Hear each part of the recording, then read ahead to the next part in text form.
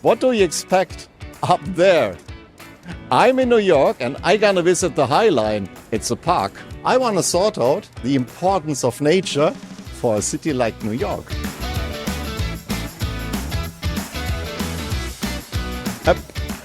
Someone who can tell me more about the importance of nature in a city like New York is Delores.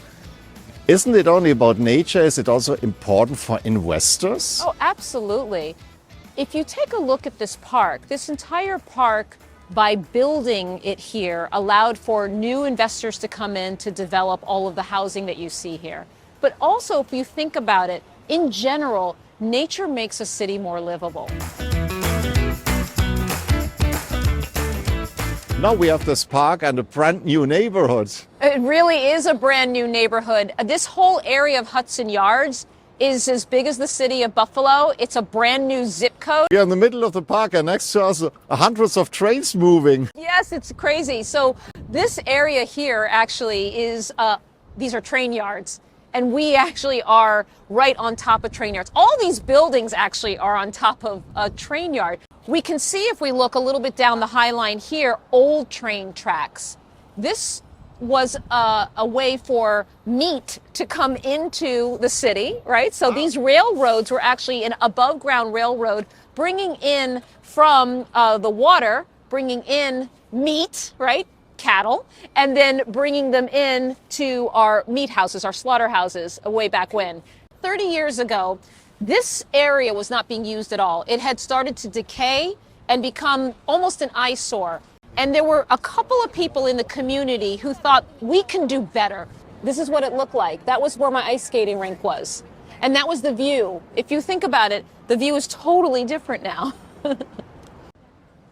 Unfortunately, that's closed here. Yes, well, they're going to be resurfacing this area. The interesting thing about this area is this was one of the original spots where people came up and saw, wow, there's nature growing in the middle of an abandoned train track. And so when they redo this, the paving will be redone, but the plantings will stay wild. But this is not the only thing that explains how nature is really embedded in the city, and also how ESG is become extremely important in how we think about rebuilding or retrofitting. We're also right across from the Javits Center, and this is the convention center that was built many decades ago. And the interesting thing about this is there was no thought about ESG at all when it was built. What was the problem that happened? Thousands of birds every year would crash into that glass and they would die. This became a death zone for our migrating birds.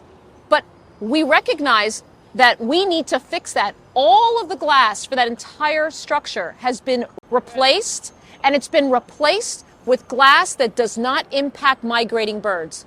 The Audubon Society has now recognized this is one of the best buildings for birds, as they are no longer crashing into the glass. That's thinking about ESG. So these are the train tracks, as I mentioned, and this is part of that old infrastructure they left in the park.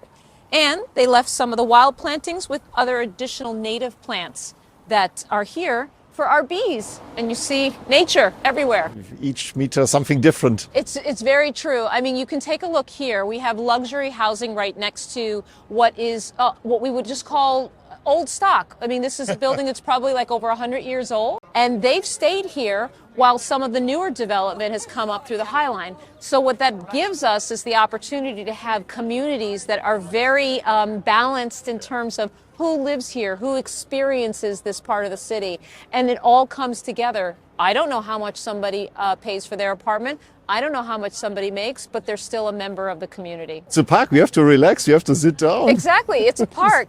But you know what's interesting is I look at this block. This block. Which one? This block in particular really speaks to how we have, as a city, brought together different types of development.